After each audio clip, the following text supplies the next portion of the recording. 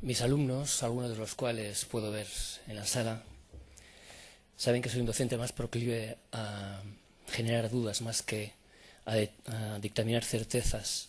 En realidad, no presumo de ello, es fruto de mis limitaciones formativas. Pero lógicamente prefiero poner esta limitación, como se dice ahora, en valor, recordando alguna frase del profesor Beristain, que hoy recordaba el profesor Zaffaroni: la verdad es siempre tan esquiva, no se llega a alcanzar nunca. Es por esta razón que me parecía tan adecuado el título de esta mesa redonda, en forma de pregunta, ya que en su formulación plantea una tesitura, una duda. ¿Qué aporta a la sociedad el conocimiento victimológico y la sociedad al conocimiento victimológico? Planteo una duda porque de forma implícita identifica dos elementos necesariamente separados, necesariamente independientes, pero sin embargo me asalta la duda porque el conocimiento victimológico no es un ente que planea por el cosmos en un agujero negro y que podemos esperar que se pose o no en algún momento en la sociedad. El conocimiento victimológico está en la sociedad y no hay tal conocimiento fuera de la sociedad. Y en esta sociedad nos vamos a encontrar con víctimas del terrorismo en sus diversos grados de exposición al terror y también a la comunidad científica que gestiona, procesa y transfiere dicho conocimiento, y también a los operadores jurídicos. Pero ¿quién forma parte de la comunidad científica? La comunidad científica la forman o la formamos personas que también formamos parte de la sociedad, somos padres, somos ciudadanos. A veces es difícil separar esa doble condición. Incluso, como pudimos ver ayer el caso de la juez Murillo, ¿no? en el juicio contra los etarras, que, cito textualmente, pues dijo: encima se ríen estos cabrones. Hoy ha tenido que abstenerse, y es una muestra de esa doble tesitura en la que a veces nos encontramos el ciudadano y el profesional, ¿no? Era también una ocupación, por ejemplo, no era una preocupación, pero sí una ocupación de la Sociedad Vasca de Victimología, que nos empeñamos durante un tiempo en estar justificando permanentemente que no éramos una sociedad, una asociación de víctimas, sino una sociedad científica, ¿no? ¿Por qué es necesario arrojar elementos de juicio en torno a la cuestión que se plantea, en torno a la cuestión inicial? Pues es necesario porque gestionar el reconocimiento de las víctimas, ahora que ha finalizado el terrorismo, es absolutamente imprescindible y es casi urgente. Podría ser ahora más fácil, precisamente que ha acabado el terror, pero no, es más difícil. Demasiada sangre, demasiado olvido, demasiado mirar hacia otro lado, demasiadas emociones contenidas, y todo esto repartido de forma desigual entre los miembros que conformamos la sociedad. Por eso, y no me extiendo más porque vamos con un poco de retraso, se encuentran aquí en esta mesa redonda algunos miembros de la comunidad científica que pueden arrojar luz a este debate. En primer lugar va a hablar la profesora doctora Miriam Herrera Moreno, profesora de Derecho Penal de la Universidad de Sevilla, miembro de la Sociedad Andaluza de Victimología. Como decía, el subtítulo de la última obra de Antonio Beristain, In Tenebris Lux, espero que sea el argumento fundamental de esta mesa. Gracias. Muchas gracias, César. Y te cojo la palabra, en lo sombrío, en lo tenebroso, luz. Yo creo que es la mejor manera, pues, de movernos, que sea ese como en nuestro hilo conductor. Yo estoy muy agradecida de estar aquí, muy satisfecha de estar aquí con figuras, auténticos pioneros en algunos casos, figuras señeras internacionales y nacionales de la victimología. Estoy muy agradecida, pero sobre todo por estar aquí hermanada con todos ustedes en la victimología y en el recuerdo hermosísimo de Antonio Beristain. La pregunta que se centra en las relaciones entre sociedad y victimología, me gustaría centrarla o comenzarla pues precisamente a partir de una historia victimal, de una historia de victimización, porque es lo genuino para mí de la victimología, es que es la propia víctima en su experiencia, en su humanidad, quien opera como una auténtica correa de transmisión, un cante de ida y vuelta humanísimo entre los expertos y la sociedad. Por eso empiezo hoy con una de estas historias muy trascendente desde un punto de vista internacional, universal, por su mayúsculo impacto social y por el particular momento disciplinar en el que se produjo, marcando el fin de una victimología positivista y suscitando un intenso debate universal que abrió paso a una nueva conciencia victimológica. Me refiero al caso Genovese. Una madrugada inhóspita de 1964, Catherine Genovese fue apuñalada, violada y rematada en una calle neoyorquina. Y los ataques se dilataron a lo largo de hora y media, mediando entre todos ellos, estos ataques, un proceso moroso de inútil petición de auxilio. El vecindario abotargado se asomaba a esas demandas y luego languidecía, indeciso, instantes después, para regresarse a ese sopor insolidario. Nadie hizo nada. Las luces ciertamente se encendieron, esas luces en la oscuridad se encendieron, pero faltó aquella madrugada un candil esencialísimo. Luego, más tarde, pues hubo consternación social y desde luego fue insondable ese abismo lógico que frente a ese episodio debían ahora medir y salvar con sus explicaciones los científicos de una nueva victimología que se abría paso. En efecto, aquí no había una teoría social o psicológica que pudiera airosamente salvar esta omisión de socorro, porque esos vecinos abstencionistas no eran seres desfigurados por la violencia, por la marginalidad ni la miseria, sino que eran amantes, padres y madres de familia, respetados conciudadanos, honrados contribuyentes. De las muchas claves suscitadas ante el caso, trascendieron victimológicamente las formuladas por los psicólogos, como saben ustedes, muchos de ustedes, Darley y Latané, la tesis de la llamada difusión de responsabilidad, la tendencia humana a escurrir el bulto ante situaciones que todos conocen, bajo la confortable suposición de que será el otro quien esté llamado a ocuparse, más legitimado, más diestro o más obligado. Bien, ¿qué mejor repertorio define también más certeramente la agenda de esta nueva victimología que hoy nos concita, esa que movilizó el nervio y la obra admirable de Antonio Beristain?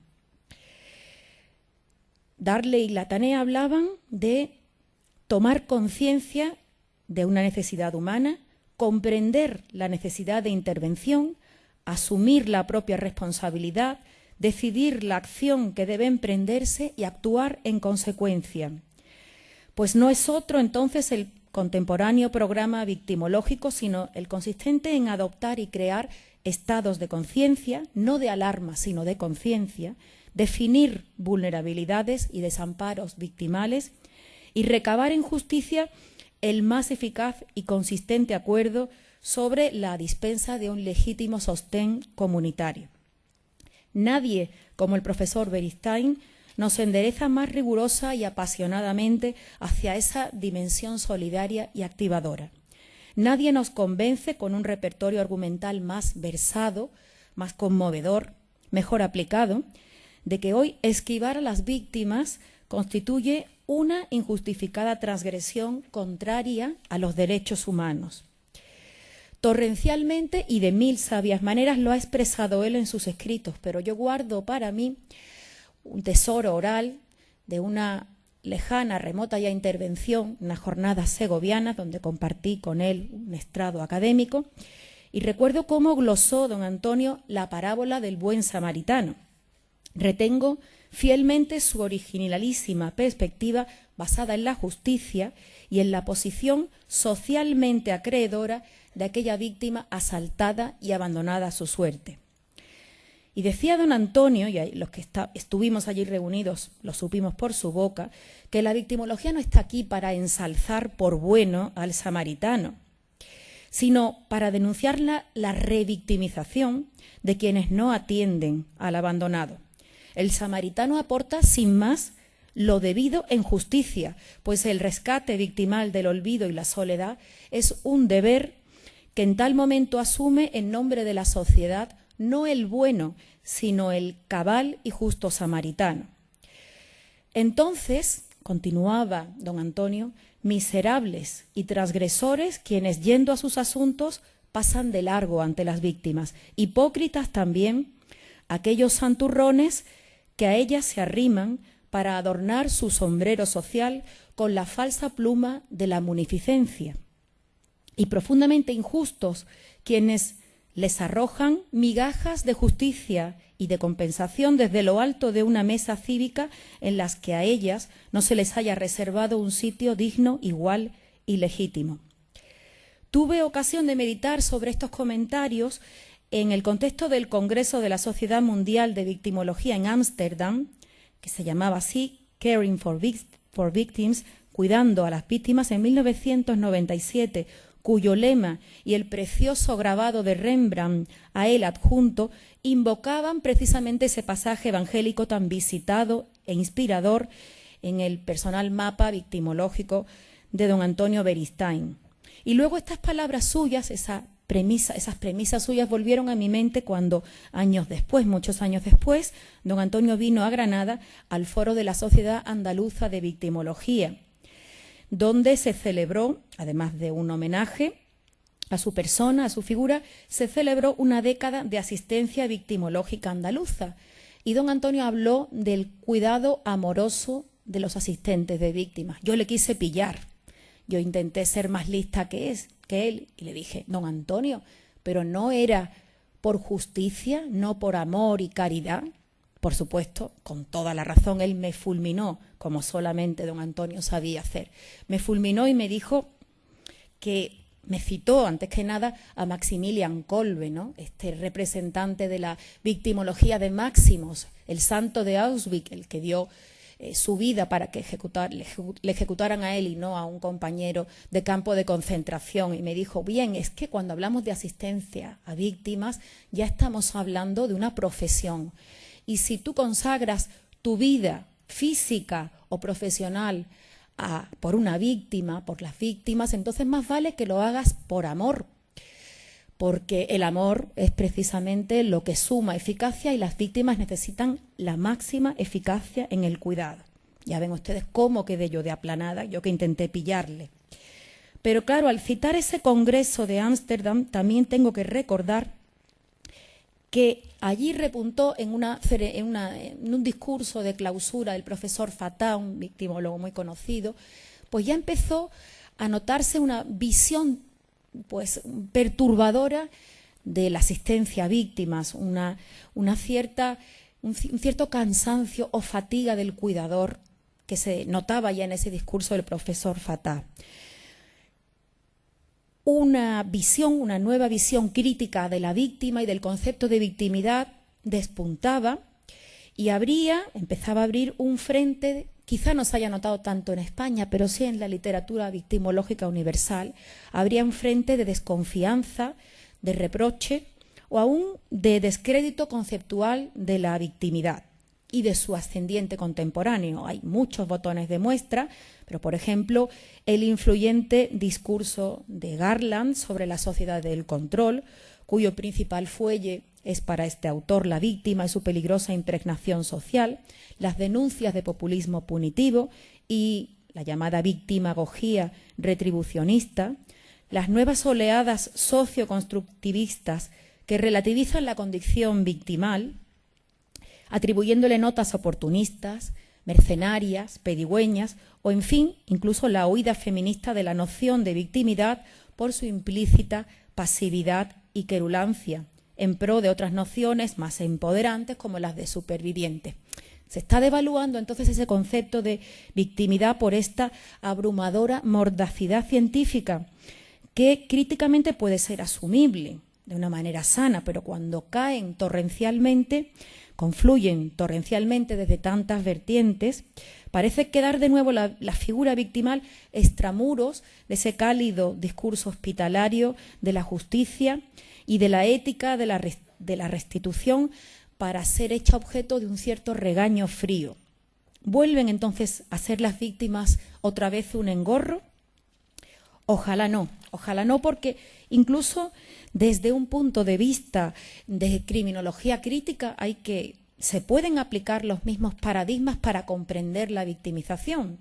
Hemos tenido invitado aquí, afortunadamente, a Zaffaroni, autor de esa teoría de la coculpabilidad social, de criminología crítica. Toda la sociedad es coculpable del delito, porque todos hemos contribuido creando las condiciones. Bueno, pues siendo esto inobjetable, la premisa sirve igualmente para una adecuada comprensión, como digo, de la victimización, transfiriendo esa misma idea al metalenguaje victimológico en cuyo empleo don Antonio tanto porfiaba. Así, la sociedad humana, cuyas dinámicas interactivas generan amplios, excesivos márgenes de abuso y de explotación, deben hacerse, esta sociedad, corresponsable frente a sus víctimas. También la sociedad las ha generado.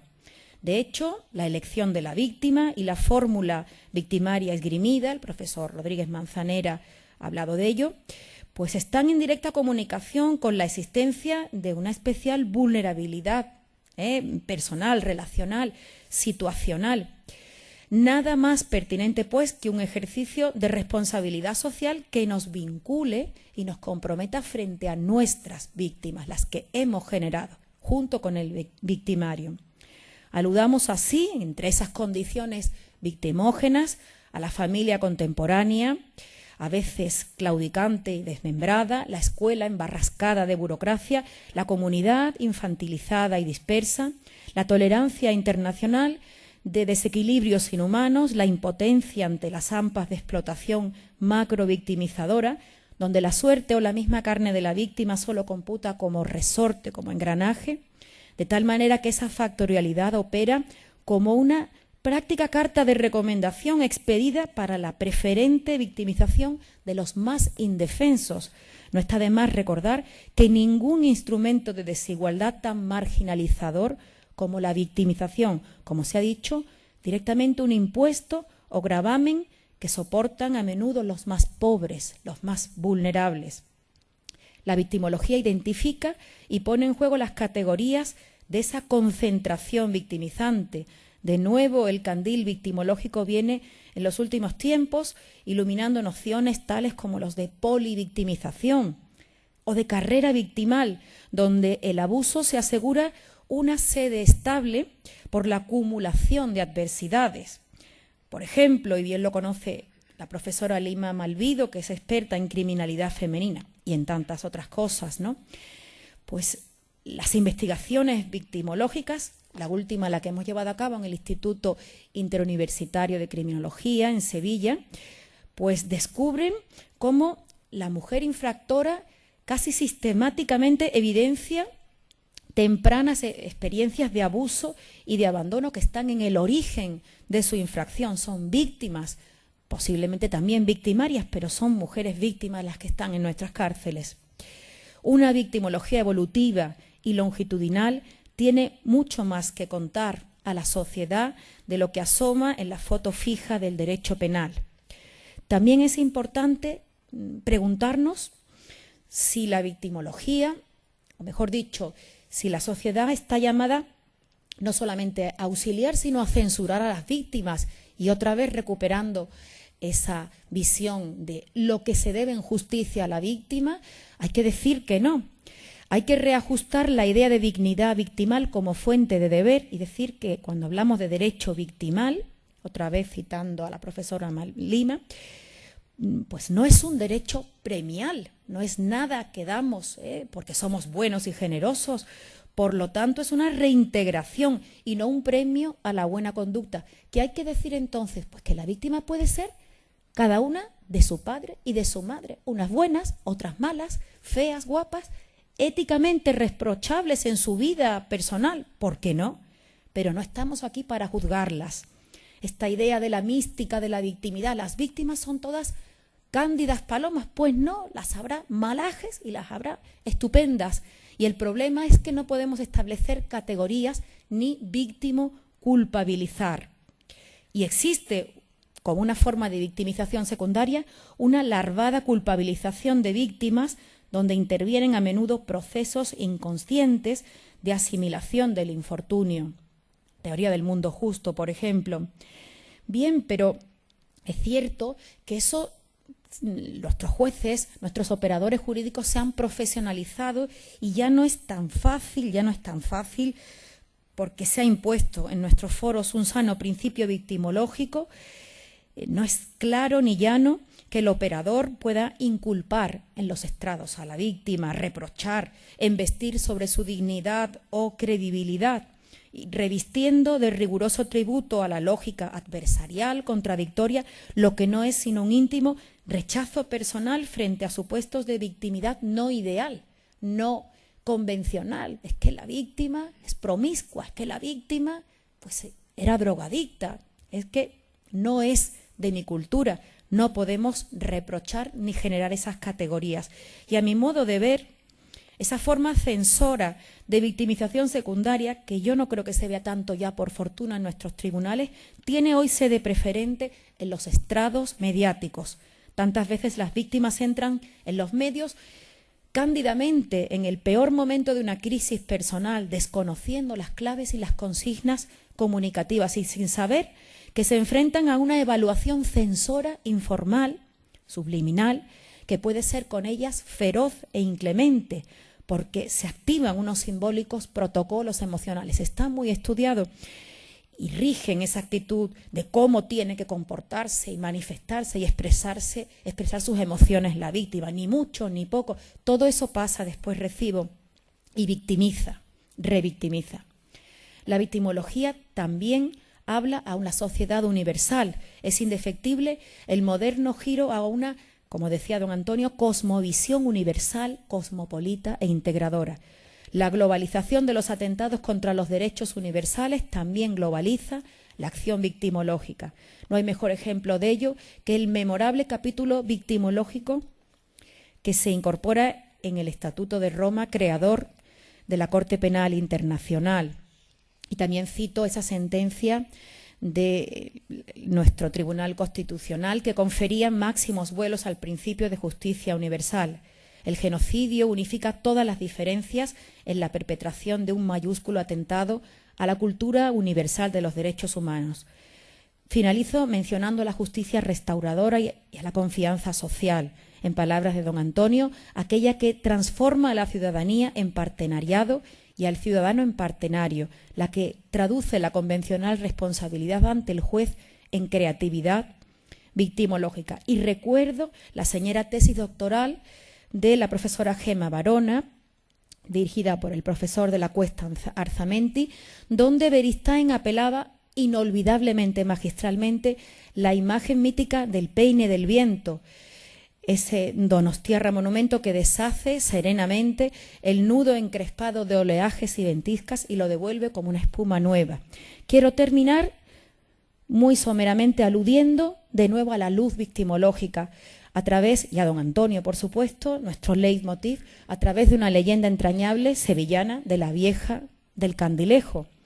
Una vieja que en los tiempos de Pedro el Cruel atisbó, pues, asomándose, escudriñando la oscuridad con su candil de su barrio de la Judería de Santa Cruz, pues oyendo ruido de sables, de aceros, quiero decir, se acercó y quiso ver qué pasaba. No hizo como en el caso de Kitty Genovese e identificó al asesino, que no era ni más ni menos que don Pedro el Cruel, ¿no?, al que identificó por su ruido característico de crujir de huesos, de rótulas. Y a la mañana siguiente dicen que aquella vieja chica y arrugada, sin arredrarse, anduvo a clamar y a obtener justicia dando testimonio acusatorio en contra del mismísimo monarca. No fue aquella anciana audaz lo suficientemente vieja o insignificante como para no sentirse parte activa de la justicia victimal. Beristain, nuestro vasco recio y modernísimo, tiene algo en común con aquella indómita abuela que desafió al mismísimo poder establecido, algo que brilla con una luz humanizadora a través del tiempo y la cultura. El candilejo victimológico. Gracias, don Antonio, por tanta luz, por tanta claridad, por tantos paisajes sombríos iluminados por tu obra y tu solidario interés victimológico. Muchas gracias.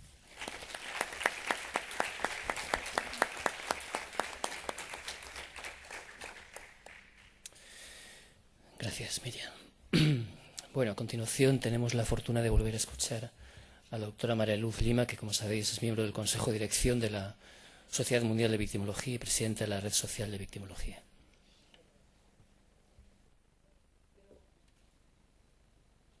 Quiero empezar esta tarde con esa preciosa foto de don Antonio, que nos deja muchos pensamientos en el tema de precisamente qué aporta a la sociedad, la victimología a la sociedad, y yo metí el ruido de que se agregara la segunda parte y la sociedad a la victimología, y les voy a comentar por qué.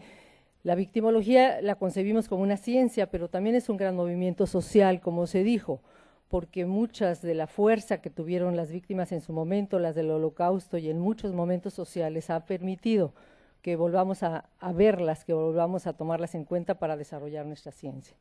La victimología nos ha permitido dar una sistematización de ese conocimiento fundamental y nos aporta paradigmas nuevos, paradigmas que nos permiten resolver los conflictos de manera diferente a la del derecho penal. Por eso yo me permití en 92 hacer la primera definición de lo que sería el derecho victimal, y que lo comenté con don Antonio, ese conjunto de principios, de valores, de normas, de procedimientos jurídicos locales, nacionales e internacionales que posibilitan y controlan las prerrogativas y pretensiones de las víctimas del delito y abuso de poder, una disciplina fuera de lo que sería el contenido del derecho penal.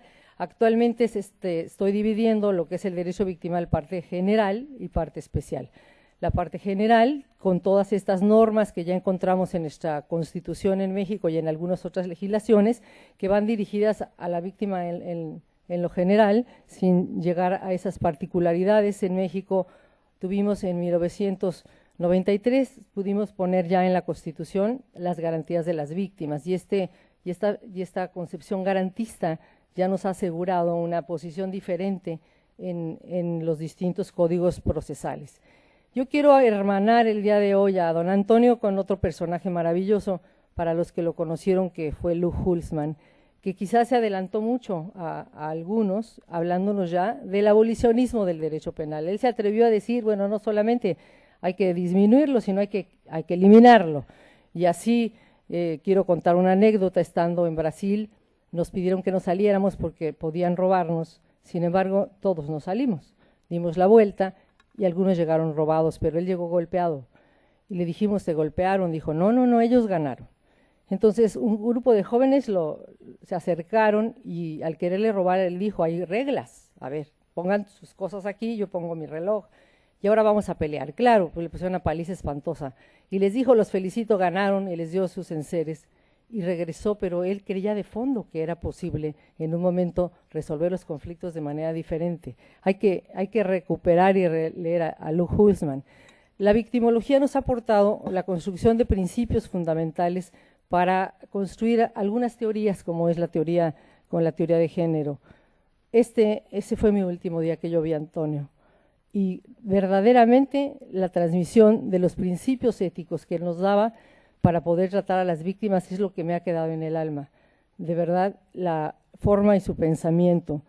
Él se atrevía tanto al análisis de las víctimas como de los victimarios a poner en crisis los conceptos, como aquí lo vemos en sus libros, la crisis del derecho represivo.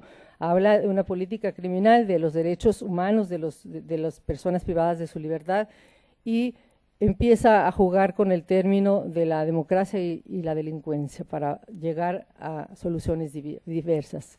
Este era Antonio, rodeado de libros en su instituto, y siempre dispuesto con su paloma en la mano de regalo que siempre tenía. Esta victimología nos da elementos científicos para el diseño de las políticas públicas en el tema, sin lo cual no hubiéramos podido avanzar. Así, él, al tratar, por ejemplo, la cuestión de la eutanasia, sus conceptos van a servir para que en algunas legislaciones se vayan matizando de manera diferente los contenidos de estas diferentes ciencias. Él también, dentro de todas las revistas latinoamericanas, influyó de manera consistente para que los paradigmas que él manejaba están acotados en los libros nuestros en la América Latina, y aquí pongo una de las victimólogas más importantes de nuestro continente, que es doña Hilda Marchiori. Así también nos da la victimología herramientas metodológicas de análisis para poder estudiar tanto a las víctimas individuales como las colectivas, que ahora, precisamente con las masacres que estamos viviendo en América Latina, vamos a tener que desarrollar absolutamente legislaciones nuevas y conceptos nuevos. Tenemos en las obras de maestros como el doctor Rodríguez Manzanera acá, en la escuela mexicana, el pensamiento de don Antonio se ve reflejado en cada uno de los libros y obras de los autores. Por otro lado, la victimología nos ha permitido elaborar los estándares internacionales, sin los cuales no podríamos nosotros desarrollar ni estrategias nacionales ni modelos que pudieran dar el equilibrio a la tipología de las diferentes víctimas. Estos estándares internacionales nada menos nos dan dos cosas: la seguridad jurídica a las víctimas y, por otro lado, la posibilidad de que ese goce y ejercicio de garantías, el despliegue del goce y el ejercicio, se haga de manera adecuada. Tenemos órganos como Naciones Unidas y la OEA y otros organismos que han estado desarrollando esos estándares que nos permiten hacer definitivamente acercamientos regionales diversos, como es en nuestros países, donde el derecho consuetudinario todavía existe en muchos estados y en muchas etnias. La victimología nada menos que nos va a dar esos tribunales para juzgar a los abusadores de poder, que tanto de los que hablaba Antonio. Nuestros países sufren ahora el terrorismo clonado con el crimen organizado, que de verdad está generando estragos. Estos tribunales, si bien aquí tenemos una larga lista, yo les comentaría que es importante que leamos las sentencias, por ejemplo, que está emitiendo la Corte Interamericana de Derechos Humanos, porque ya no solamente son sentencias, sino en ellas se determinan lineamientos y políticas públicas en el tema de la victimología. Claro, aquí tenemos en la Corte Penal también todos los principios que sirvieron, y en la Sociedad Internacional de Criminología se intervino precisamente para el desarrollo del manual de la Corte Penal Internacional. Sus libros de don Antonio, El abuso de poder, las macrovíctimas, van a formarnos y generarnos un criterio para poder llevar adelante estos análisis.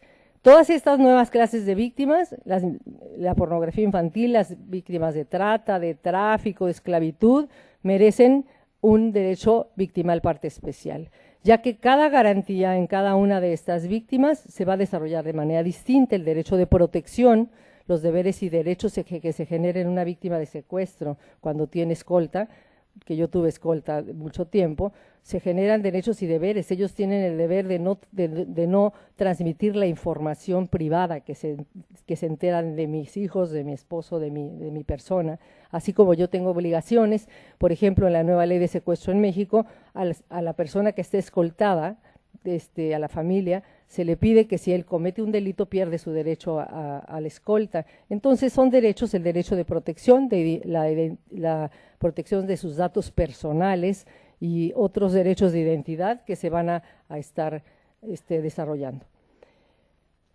¿Qué aportan las víctimas a la victimología? Como bien lo decían, esto parece difuso. Ahí yo invoco las palabras otra vez del maestro Beristain, que dijo que la victimología le vuelve a dar la voz a las víctimas, y así la participación de la sociedad civil la podemos ver, si bien como la democracia representativa, una persona dentro de un congreso legislando, pero la democracia participativa que la vivimos y muchos hemos pasado, por ejemplo en mi caso de la democracia participativa a la representativa, con el ánimo de llegar a cambiar las leyes. Las víctimas de terrorismo tenemos los niveles de participación, puede ser desde la planeación estratégica de una política pública, en el diseño, en la ejecución, en el monitoreo o retroalimentación. Quiero comentarles que en la planeación estratégica a mí me impresionó mucho lo que el Club de Madrid hizo con el secretario general de las Naciones Unidas. Había una gran reticencia en las Naciones Unidas para sacar la estrategia contra el terrorismo, pero el Club de Madrid se reunió, invitó a más de 200 expertos y se hizo en Madrid una reunión en la cual no tuvo de otra el secretario general, llegó casi con sus líneas generales, prometiendo hacer, regresando, ¿verdad?, saliendo de esa reunión, publicar la primera estrategia del mundo en terrorismo. Entonces, la democracia participativa de los españoles y del Club de Madrid, con todos los 200 expertos, fueron determinantes para que se hiciera esa, perdón, que tenemos, para que se hiciera ese llamado que estaban padeciendo con la lucha de los zetas, que va a influir en que todo el mundo cambie su posición a propósito del terrorismo. Los logros de la sociedad, perdón, tengo que bajar el volumen aquí, no sé cómo, no sé por qué se puso la música. Los logros de la sociedad, esa cumbre entonces tienen ustedes que platicarla, porque saliendo el secretario general el 10 de marzo del 2005 la publica, y incluso en la página de internet de las Naciones Unidas dice que es a propósito de la conmemoración de la lucha contra el terrorismo en España que él viene y se compromete a realizarla. Era difícil que se comprometiera porque muchas de las definiciones de algunos países que son realmente terroristas iban a verse afectadas con las definiciones que diera Naciones Unidas. Sé que me quedan 2 minutos y quiero decirles que las víctimas han sido capaces de cambiar en muchos países la historia. En México, estas 2 personas, la señora Wallace y el señor Martí, le secuestraron a sus hijos y tomaron en sus manos una ley que redactaron con los abogados y la presentaron a la Cámara de Diputados y lograron la aprobación de una ley. La señora se fue y puso espectaculares gigantes hasta que metió a la cárcel a los 4 secuestradores de su esposo. No fue la policía, ella los ubicó, los encontró y movió a todo el país. Después aquí, véanle la cara, le dan una gran medalla. Ella no quería la medalla, ella quería justicia, pero en fin, le dan su medalla. Ahí están los 2 de la mano. El triunfo realmente de esa nueva ley de secuestro no se le debe ya al gobierno, se le debió a ellos. Así también yo quiero mencionar a Alberto Uribe, que después de que asesinan a su padre cambia y deja de ser empresario y se mete a la política y llega a ser presidente de su país, y por qué no decirlo, uno de los más exitosos programas de participación ciudadana en Colombia, transformó a Colombia. Y ahora dicen hay que ver a Colombia lo que está bien y a México lo que no está bien. Algo vamos a aprender nosotros de Colombia. También nos ha dado la victimología, la creación de los observatorios ciudadanos que nos permiten ver los índices de violencia, cómo van en nuestros países y hacer conciencia. Por ejemplo, me duele decirlo, pero en México tenemos 92.72% de cifra negra, es decir, impunidad. Y con eso, solamente con el movimiento de las víctimas estamos logrando cambios. Hay que leer la sentencia de Campo Algodonero, porque al no resolverse este asunto de 2 víctimas de Juárez, se presentaron a la Corte Interamericana, y la Corte, como ustedes ven, da los lineamientos para los casos de desaparecidos y especialmente para las niñas, diciendo que se quiten los obstáculos de hecho y de derecho que evitan la búsqueda de las personas desaparecidas. Pero no fueron solas, fueron con todas estas organizaciones civiles que hicieron conciencia y las acompañaron, hicieron la voz con ellas para que saliera el caso. Así que eran indígenas, pero miren, todos estos grupos, muchos más, eran casi 50, firmaron el documento que presentaron ante la Corte. ¿Por qué no hablar de las madres de la Plaza de Mayo, que también han dejado una huella en nuestra historia? Y así también la sociedad aporta las maestrías ahora en victimología, que estamos por abrir una nueva en México, como una necesidad de la formación científica de los nuevos cuadros, porque algunos no van a entender de qué se trata si no se forman como peritos en el área de la victimología. Los estándares ya los hablamos, aquí Irene Melup dándole un reconocimiento. Ese documento y la estrategia nacional e internacional de las víctimas no es sino a esa mujer que llegó jovencita. Sus padres se murieron en la lancha en donde iban en el camino, eso no lo saben, quedó solamente viva ella y su hermanita, y vivieron y llegaron a Nueva York huérfanas, y así empezaron a vivir, y por eso la sensibilidad tan grande de esa gran mujer. Esos estándares nos han servido a quienes hemos participado en los estándares internacionales, la Sociedad Mundial de Victimología, Irene, Irving Waller, Emilio Viano, redactaron la Declaración de Principios Fundamentales. Así también se elaboraron los contenidos del Manual de Víctimas del Delito, se elaboraron la Guía de Justicia para presentar a menores a juicio y también los lineamientos de justicia. Son documentos internacionales en los cuales se ha intervenido. Los institutos que ahora tenemos, importantísimos, el de Filadelfia, el de Triburg, el Vasco de Criminología, el de Cambridge, nos van a generar investigaciones fundamentales para la ciencia y los refugios de mujeres maltratadas. Con todas las demás organizaciones civiles que están creciendo, como aquí, Javier Sicilia, le secuestraron, le mataron a su hijo y ha pedido a la sociedad mexicana que hagan una placa con el nombre de su hijo y vayan y la pongan en las alcaldías de México. Desgraciadamente muchas alcaldías ya se llenaron de nombres que nadie va a quitar. ¿Por qué? Porque tenemos que darle testimonio de reconocimiento a las víctimas y uso un minuto más para decirles que la sociedad también necesita límites, porque si no educamos a la sociedad vamos a acabar pidiendo la pena de muerte. Así, desgraciadamente, frente a los grupos terroristas hay grupos paramilitares y en algunos casos, ¿por qué no decirlo?, la gente está llegando a los linchamientos porque no ven justicia.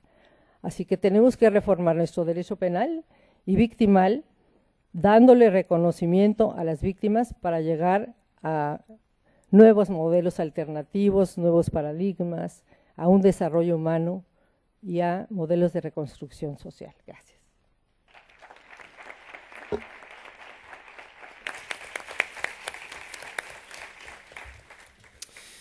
Gracias, profesora Malvido.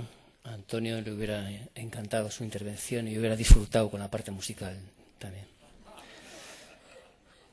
Bueno, ahora tenemos el privilegio de contar con el profesor John Duščić, es presidente de la Sociedad Mundial de Victimología y director del Instituto de Victimología Internacional de Tokiwa y actualmente centra su actividad docente en la California State University. Cuando quiera.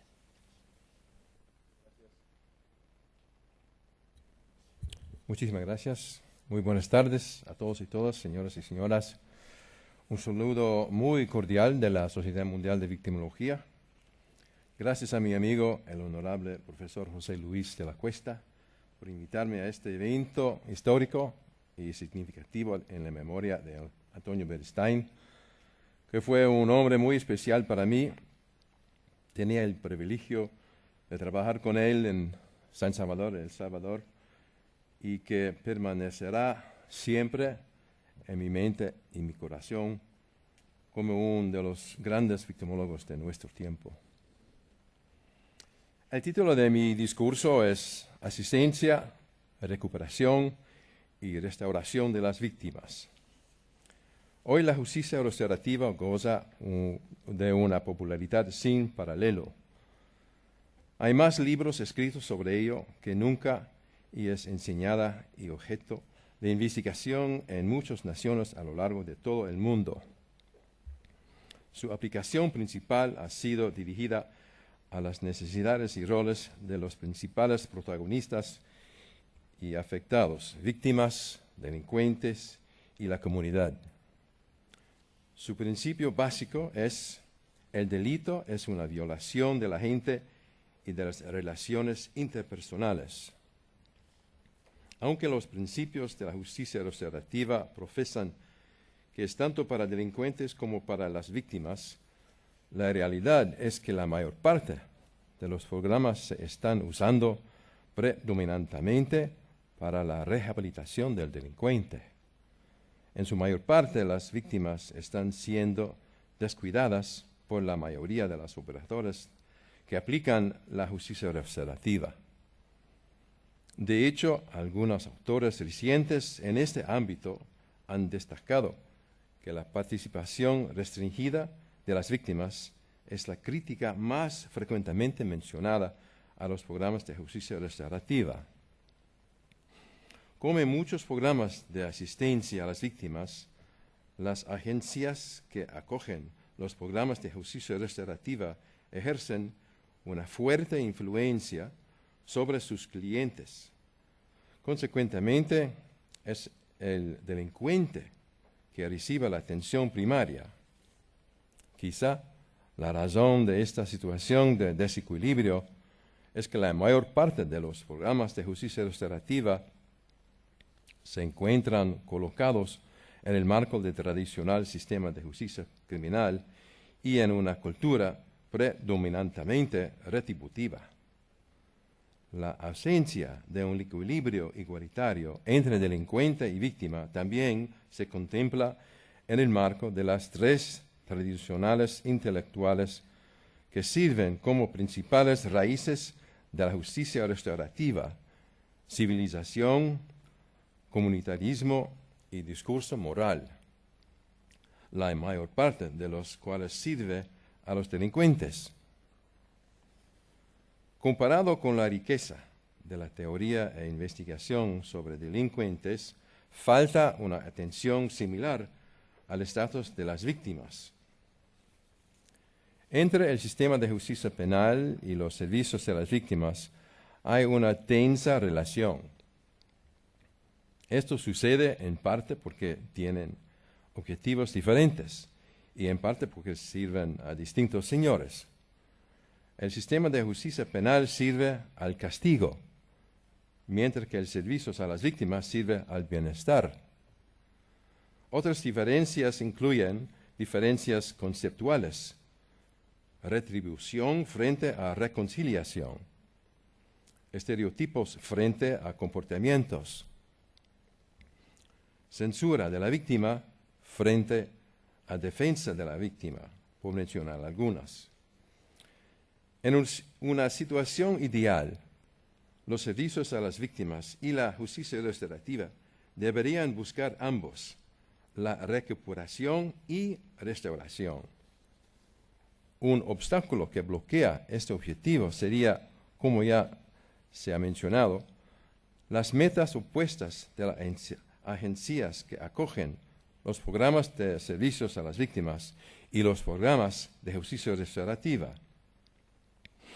Si uno o ambos se encuentran inmersos en el sistema tradicional de justicia penal retributiva, los objetivos organizativos y la influencia política de esos servicios se alejan de la recuperación. Además, se da una distancia, pues recuperación y restauración no son lo mismo. Por un lado, la recuperación es un concepto primordialmente de carácter psicosocial que tiene que ver con un estado final de las víctimas, una vez recuperado un grado de salud mental y de funcionalidad en su vida tras un suceso traumático. Esto significa que se ha alcanzado una libertad relativa de los síntomas emocionales que permitan a la víctima integrar su experiencia de victimización en la realidad de su presente, al tiempo que desarrollan su capacidad de recuperar una vida de funcionamiento normal. Por otro lado, restauración, tal y como se usa en el concepto de la justicia restaurativa, es un objetivo que se identifica con que la víctima, el delincuente y la comunidad son curados y se ponen las bases en la medida de lo posible en condiciones satisfactorias. En esta comparación, la recuperación psicológica y social tiene poco que ver con la justicia, mientras que la restauración es un componente nuclear y en el principio objetivo del término justicia restaurativa. Consiguientemente, la restauración tiene más que ver con la justicia, aún sea un diferente tipo de justicia. La cuestión a responder es: ¿puede una persona que todavía no se ha recuperado psicosocialmente ser restaurada? Parecería que la respuesta es sí. Sin embargo, si una víctima logra la recuperación sin justicia, se diría que ella o él no puede ser totalmente restaurados. Se podría argumentar que una persona restaurada puede recuperarse más fácilmente y con mayor rapidez. ¿Por qué? Las condiciones psicosociales, cuando las cosas se corrigen, pueden facilitar o promover la capacidad individual para hacer frente a los entornos estresantes de su victimización. La comparación se complica más por el hecho de que la restauración propia del tipo de justicia restaurativa, hay otros dos protagonistas que deben ser tenidos en cuenta: el delincuente y la comunidad, mientras que en el campo de la recuperación el foco se encuentra principalmente y de manera exclusiva en la víctima. De esta manera, parece que hay una diferencia significativa en el objetivo último de estas dos actividades. Con los servicios de víctimas, la preocupación se centra principalmente en curar a la víctima, para que ella o él se recuperen con independencia de si se corrigen las cosas relativas al delincuente o a la comunidad. Mientras que para la justicia restaurativa, las víctimas deben ofrecer algo a los otros dos protagonistas, en orden a alcanzar la deseada triple restauración, incluso si esto puede suponer obstáculos a su propia recuperación. Parecería que hay una incompatibilidad de paradigmas. El paradigma de recuperación tiene que ver con el proceso y objetivo final de llegar a ser de nuevo funcional independientemente de lograr justicia. El paradigma de la restauración se dirige o busca desarrollar el proceso con el fin último de negociar un compromiso entre los afectados, de modo que los tres vean que se aborda la satisfacción de sus necesidades percibidas y que el sistema jurídico y económico se consigue para todos. Esta discusión es similar a la confrontación entre los dos paradigmas clásicos que operan simultáneamente en el proceso de justicia penal, el conductual y el legal. Por un lado, el paradigma conductual se basa principalmente en las ciencias de la psicología y la sociología. Consecuentemente, sus instrumentos son variables que existen como continua y tienen como su meta principal la explicación y manipulación del comportamiento humano. Por otro lado, el paradigma legal se basa en los textos legales escritos y en el cumplimiento de sus mandatos. Por consecuentes, sus herramientas son los procedimientos judiciales, siendo su meta en enjuiciamiento moral del comportamiento. Allí se encuentra el reto de la asistencia a las víctimas, entender tanto los dos paradigmas, conductual y legal, y encontrar una vía para operar en el marco de estas dos diferentes orientaciones, llevando finalmente a la víctima a un punto de recuperación y restauración. En un programa ideal, la respuesta a las víctimas favorecería ampliamente su bienestar si la asistencia a las víctimas y la justicia restaurativa encontraron un punto de conexión. Ambas actividades aumentan la participación de la víctima en el proceso de justicia penal y muestran un alto grado de atención hacia el respeto, dignidad y igualdad de las víctimas. Una de las principales ventajas de la colaboración entre la asistencia a las víctimas y la justicia restaurativa es el compromiso por la resolución de conflictos entre la víctima y el delincuente, facilitando al mismo tiempo la recuperación. En ese sentido, la justicia restaurativa podría ser un multiplicador importante para ayudar a las víctimas de cara a la recuperación, eliminando, en principio, el riesgo de conflictos continuados y permitiendo que la curación se produzca de manera completa y finalmente manteniendo a las víctimas más seguras frente a futuras victimizaciones, una vez que su recuperación sea completa. Todo el que haya trabajado con víctimas, especialmente con una victimización que haya resultado en una relación violenta, sabe la dificultad que existe al tratar de ayudar a las víctimas a superar los efectos de su traumatización cuando el miedo de revictimización todavía está presente. Una de las reglas significativas para facilitar la recuperación es encontrar primero un ambiente seguro y curativo en el que practicar la abogacía, aconsejar y empoderar a las víctimas. Frente al conflicto continuo que permite victimizar de nuevo, la curación se ve seriamente impedida y la recuperación es difícil que resulte. Por tanto, en un sentido verdaderamente real, descargar el conflicto de la relación víctima-delincuente es un ingrediente esencial antes de tratar cualquier recuperación duradera para la recuperación de la víctima.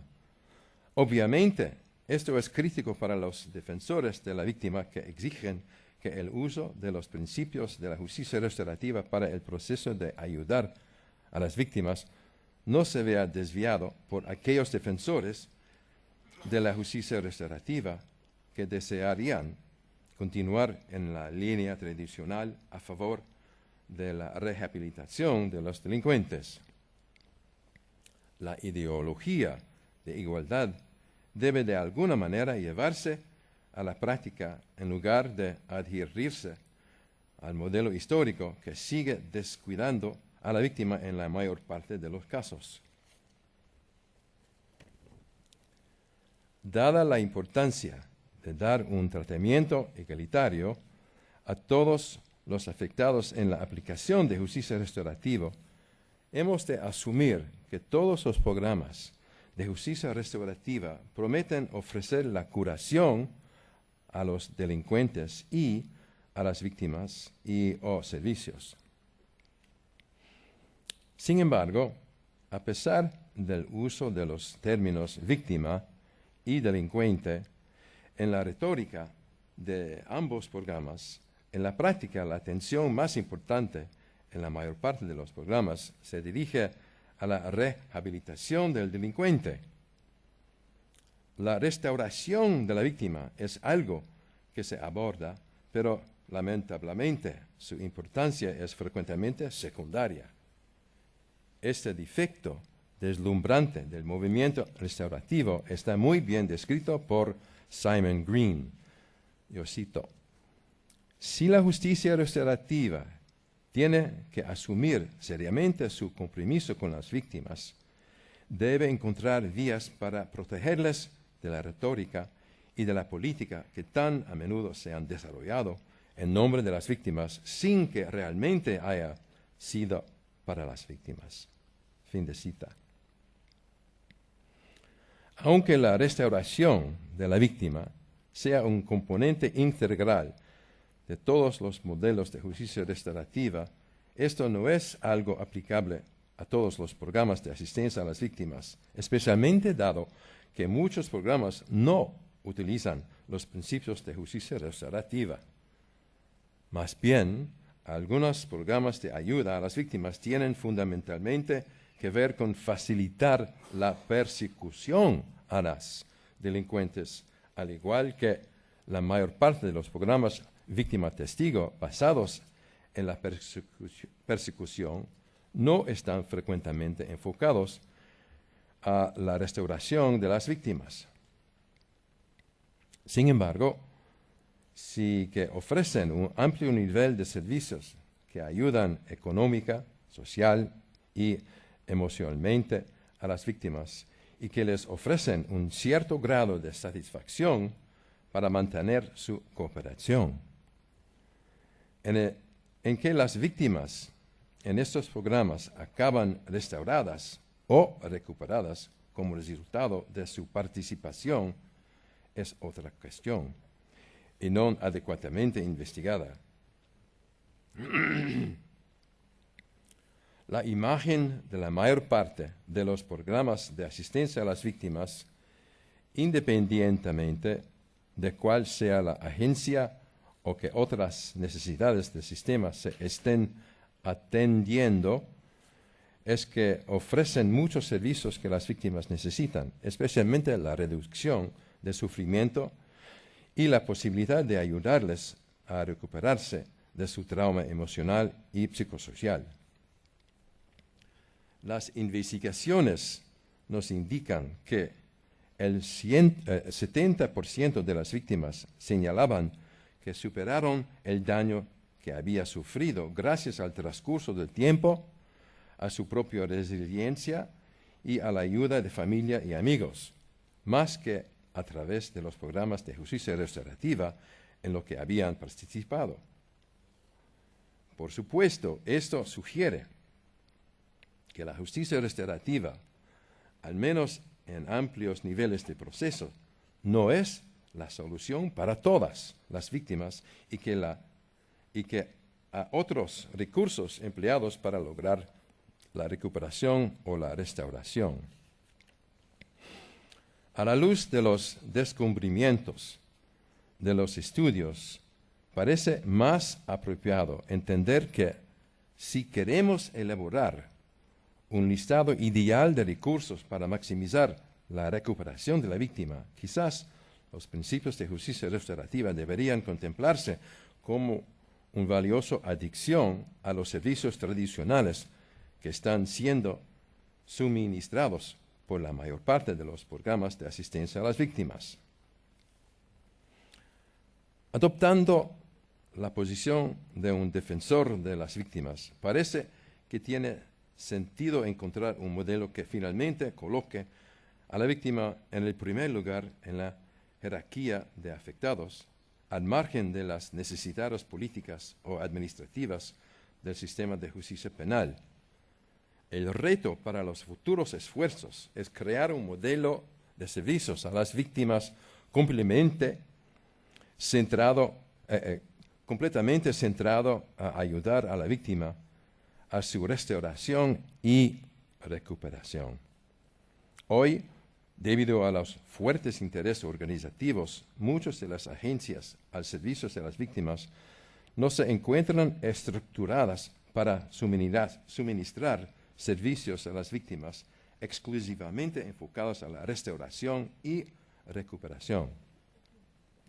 Mañana corresponde a aquellos de nosotros que formamos parte del movimiento de víctimas la promoción continua de nuevos modelos que favorezcan el tratamiento de las víctimas basado en los resultados más actuales de la investigación.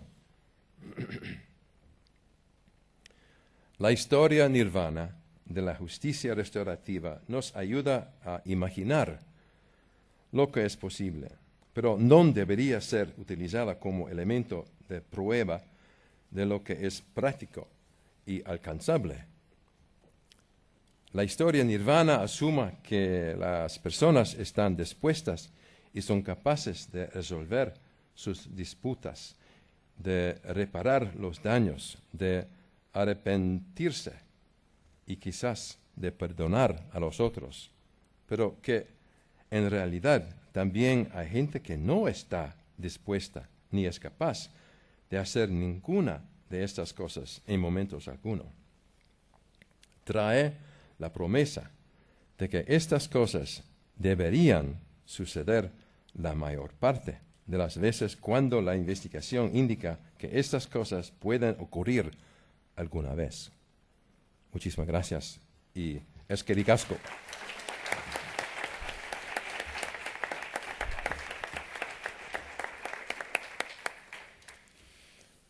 Muchas gracias, profesor Dušić. Bien, si hay una posición, un rol por excelencia orientado específicamente a la defensa de las víctimas, es el Ararteko. Nominalmente no deja lugar a dudas, defensor del pueblo. Es para mí Como miembro del Instituto Vasco de Criminología, como ciudadano, un honor dar la última palabra al excelentísimo señor don Íñigo Lamarca, Ararteko. Arratsaldeon, muy buenas tardes. Muchas gracias, César. Bueno, quiero en primer lugar felicitar y agradecer al Instituto Vasco de Criminología y a su director, José Luis de la Cuesta, el haber organizado estos encuentros merecidísimos y justísimos en homenaje al profesor Antonio Beristain y el haber contado con la institución del Ararteko que yo dirijo. Para mí es una gran satisfacción y un orgullo, de verdad, participar en estos encuentros porque conocí personalmente a Antonio Beristain y traté con él en tres escenarios, como se dice ahora, momentos diferentes. Primero como alumno de la Facultad de Derecho, era el entrañable, querido y admirado Beris. Como profesor de la Facultad de Derecho Constitucional que fui, como colega, por tanto, de Antonio, y después también como Ararteko tuve ocasión de relacionarme y tratar con él sobre tantos asuntos relacionados con derechos humanos y víctimas. Podría centrar mi disertación y además me resultaría corto hablando solo de Antonio, pero sí quiero subrayar, creo que es importante desde mi punto de vista, del trato y del conocimiento que tuve de él, su enorme talla humana, su enorme humanismo, su gigantesco nivel intelectual y jurídico y sus profundas convicciones, convicciones basadas en principios éticos muy arraigados en él, de respeto a la dignidad humana, a los derechos humanos y a las víctimas.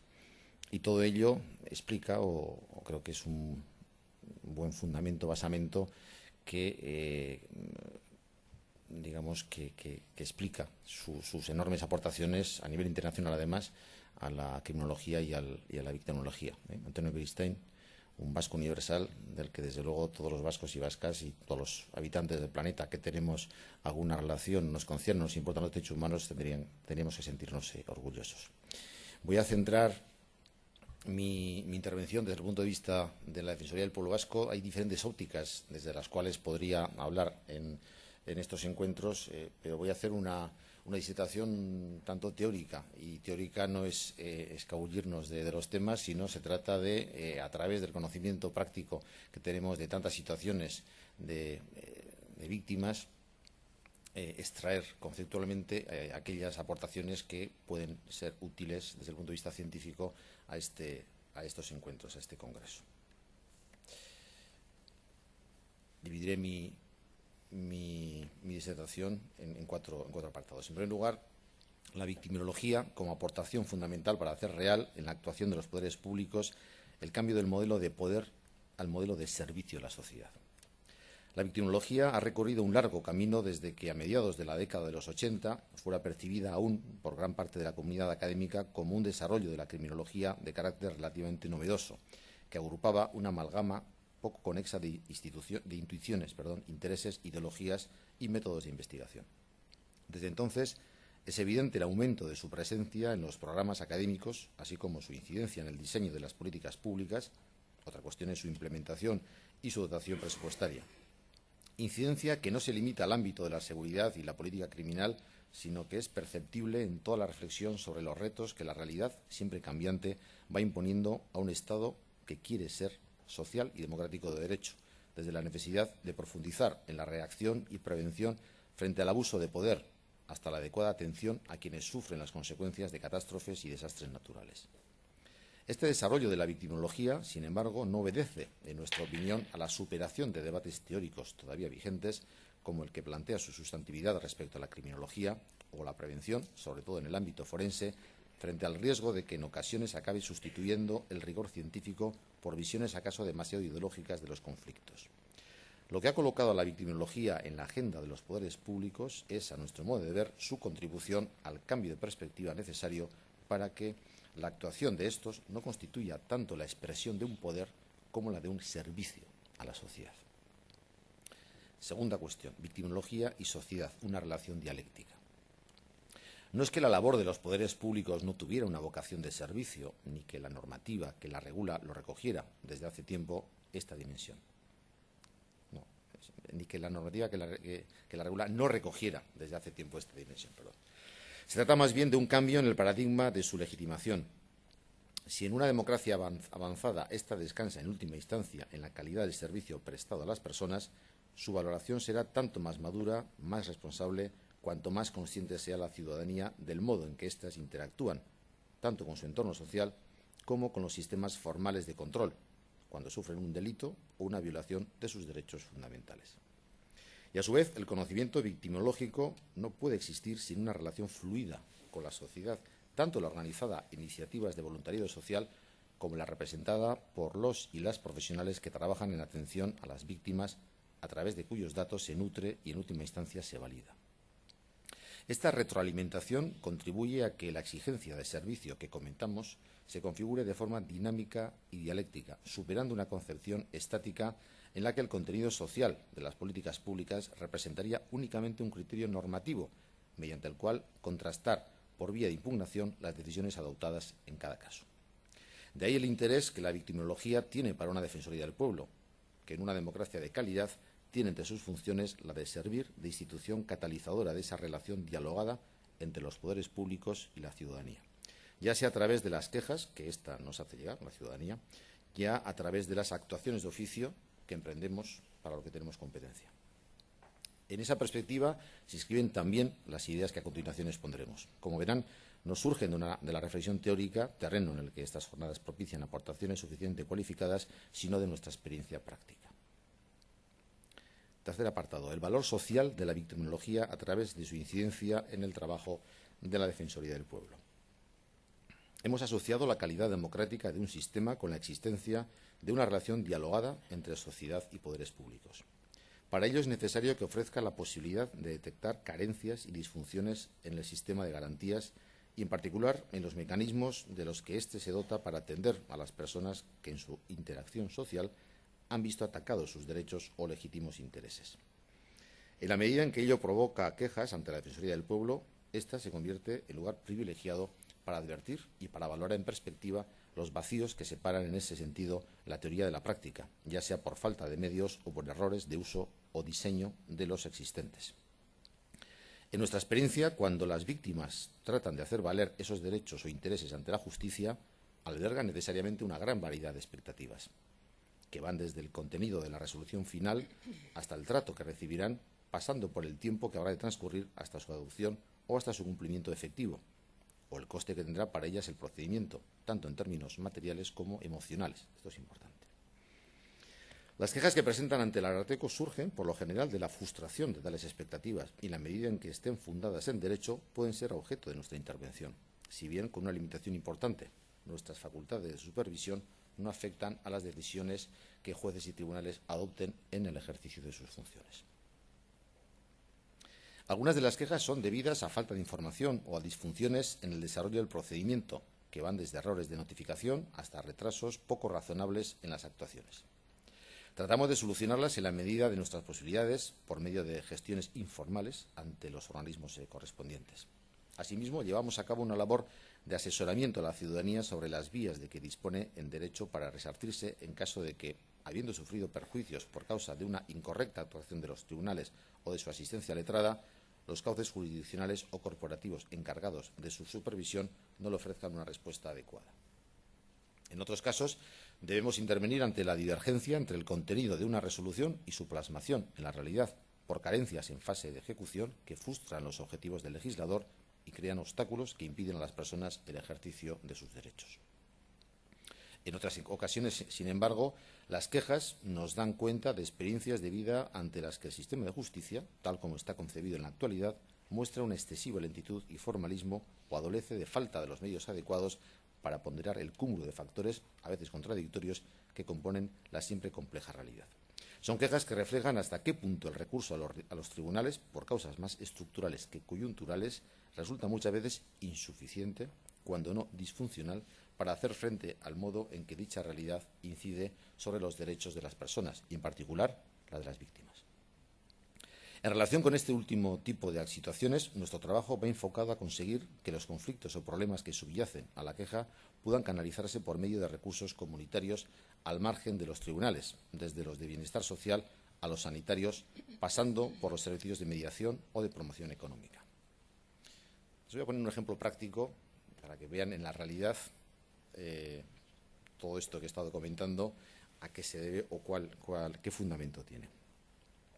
Es un caso concreto, un caso real, que hemos tramitado a través de un expediente de queja. Una asociación de vecinos y vecinas de un barrio bilbaíno solicitó la intervención del Ararteko en relación con el problema suscitado por causa del comportamiento de una persona que vivía y pernoctaba en sus calles. Según relataban, esta persona, que padecía algún tipo de demencia, aparentemente, agredía verbalmente a los viandantes, habiéndose producido algunos episodios de agresión física que habían creado gran inquietud en el barrio. Se quejaban de que la policía municipal no interviniera de forma preventiva para evitar tales situaciones. Cuando la persona que sufre este tipo de patología no cuenta con un grupo social o familiar de referencia, la solución de los problemas de convivencia que pueden llegar a provocar en su entorno resulta compleja y sin garantía de éxito a largo plazo, y requiere en todo caso de un abordaje multidisciplinar. Por ello nos pusimos en contacto con distintos profesionales, de manera que su intervención combinara la perspectiva de seguridad ciudadana con la de salud mental y la de bienestar social. 3 en 1, ni más ni menos. La Dirección de Seguridad Ciudadana del Ayuntamiento de Bilbao nos comunicó que enviaría un nuevo informe al respecto a la Fiscalía del Tribunal Superior de Justicia del País Vasco, la cual nos indicó que cuando lo recibiera, y en base a los datos que contuviera, actuaría de cara a instar, si existiera base legal para ello, el internamiento involuntario o la incapacitación de este señor. Se trataba en todo caso de una decisión que había de ser adoptada por un juez y que requería del examen de esta persona por un médico forense, para todo lo cual sería necesario un tiempo durante el que, sin embargo, nos parecía urgente impedir nuevos episodios de enfrentamiento con los vecinos. Tratamos, por tanto, de que esta persona se diera cuenta de los perjuicios que causaba su comportamiento, así como la necesidad de someterse al tratamiento con el que hacer frente a su enfermedad. En esta labor fue fundamental el excelente trabajo desarrollado por los educadores de calle de la asociación Bizitegui, una ONG, quienes consiguieron que el interesado accediera a ingresar en el psiquiátrico de Bermeo. Nos volvimos a poner en contacto con la fiscal encargada del caso, quien nos aseguró que, en coordinación con los servicios del citado hospital, iniciaría de inmediato las actuaciones para que lo que había sido un ingreso por propia voluntad pasara a ser una estancia obligatoria, de manera cautelar y a la espera de las decisiones que el juzgado deba adoptar finalmente en el sentido antes apuntado. Del seguimiento que hemos podido hacer, se desprende que la psiquiatra responsable está satisfecha por el modo en que el paciente respondió al tratamiento, habiendo sido dado de alta y derivado a los servicios de bienestar social para adjudicarle un recurso residencial que contribuía a evitar recaídas. Se trata, en resumen, de un problema que nos fue planteado en clave de seguridad ciudadana, pero que, como tantas veces ocurre, tuvo solución activando los recursos propios de una problemática psicosocial. En cualquier caso, nada de ello hubiera sido posible sin contar con la actitud responsable y constructiva que caracterizó la actuación de la asociación denunciante a lo largo de todo el proceso, la asociación de vecinos. Pudimos constatar que dicha actitud fue en aumento en la medida en que los vecinos y vecinas percibieron que una institución pública, el Ararteko, a pesar de no compartir su demanda inicial de mayor intervención policial, se hacía cargo, sin embargo, de sus necesidades como víctimas y desde ahí trataba de abarcar el caso en toda su complejidad. Termina aquí el caso. Pues bien, a la hora de llevar a cabo esta labor, la labor en general de la Defensoría del Pueblo Vasco, con respecto a las situaciones que producen victimación, hemos acudido constantemente al conocimiento de la realidad que nos proporciona justamente la victimología. Por eso es justo que haga como Ararteko un reconocimiento público a quienes desde hace años la llevan cultivando entre nosotros. Y no me refiero solo al respeto intelectual que merece la excelencia en su trabajo investigador. Estoy diciendo que la ayuda que en esta materia hemos estado en condiciones de prestar a gente concreta es deudora de sus aportaciones, de la victimología. Entre las que nos han resultado más útiles señalaría las siguientes. La necesidad de que las políticas públicas de atención a las víctimas no respondan al impacto social o mediático del hecho que les ha convertido en tales, sino una respuesta planificada e integral de la problemática en que se encuadran, basada en datos y análisis cualitativos que permitan conocer la magnitud del fenómeno sobre el que se pretende intervenir. Hemos aprendido también que la respuesta de los poderes públicos no puede ser uniforme para todas las personas que entren en una determinada categoría de víctimas, sino que es necesario adaptarla dependiendo de la vulnerabilidad de cada una en atención a factores como el género, la extranjería, la integración social o la salud, por ejemplo. Hemos sabido, y así se lo hemos hecho ver a las administraciones situadas en nuestro ámbito de intervención, que esa vulnerabilidad exige que las medidas adoptadas en relación con el hecho inmediato que causó la victimación deben ir acompañadas de otras dirigidas a apoyarla de forma integral. La condición de víctima ha de ser provisional. Si se cronifica, es que algo estaríamos haciendo mal.